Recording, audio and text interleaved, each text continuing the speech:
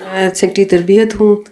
تو میرا سوال یہی ہے اسی بارے میں کہ ہر ماہ ہم جب جائزہ لیتے ہیں، تربیتی جائزہ جس میں نمازوں کی ادائیگی، تلاوت قرآن کریم یا خطبہ جمعہ کے بارے میں، تو جب ہم ان سے جائزے کے لیے رپورٹ مانگتے ہیں تو ہمیں آگے سے یہ جواب ملتا ہے کہ آپ ہمارا یہ خدا کا اور ہمارا معاملہ ہے، آپ ہمیں کیوں بار بار تنگ کرتی ہیں.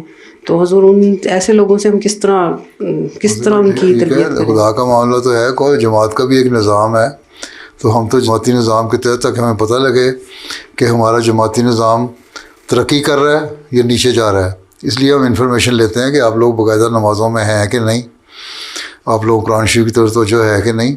اس کا تو قرآن شریف میں بھی حکم ہے، وسلم کو اللہ تعالیٰ نے یہی حکم دیا تھا کہ نصیحت کرتے جاؤ، اور اسی لیے اللہ تعالیٰ نے فرمایا کہ جماعت کے ساتھ وابستہ رہو، اور نصیحت جو کرتی ہے جماعت اس کے اوپر چلو گے تو اکائی پیدا ہوگی تمہارے اندر. اور جب تم یہ ساری باتیں کر رہے ہوگے تو تبھی ہوگا. اگر ہم کوئی کہتے ہیں ہمیں کچھ نہ کہو تو پھر اللہ تعالیٰ کو کیا ضرورت تھی یہ کہنے کی کہ مردوں کو کہ نماز با جماعت ادا کرو، یا عورتوں کو کیوں کہنے کی ضرورت تھی کہ تم لوگ قرآن کریم بھی پڑھو، نمازیں بھی پڑھو، گھر کے فرائض بھی ادا کرو، حقوق اللہ بھی ادا کرو، حقوق العباد بھی ادا کرو.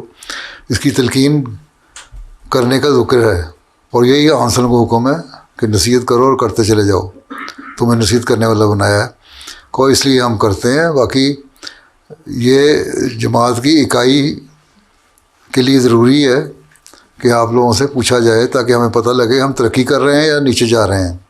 ہم اس کے مطابق پروگرام بناتے ہیں. تو یہ کہہ دینا کہ ہمارا خدا کا معاملہ یہ ٹھیک نہیں ہے.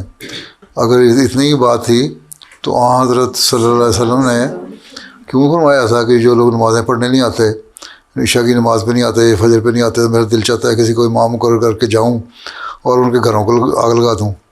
آپ تو بڑے رحم دل تھے.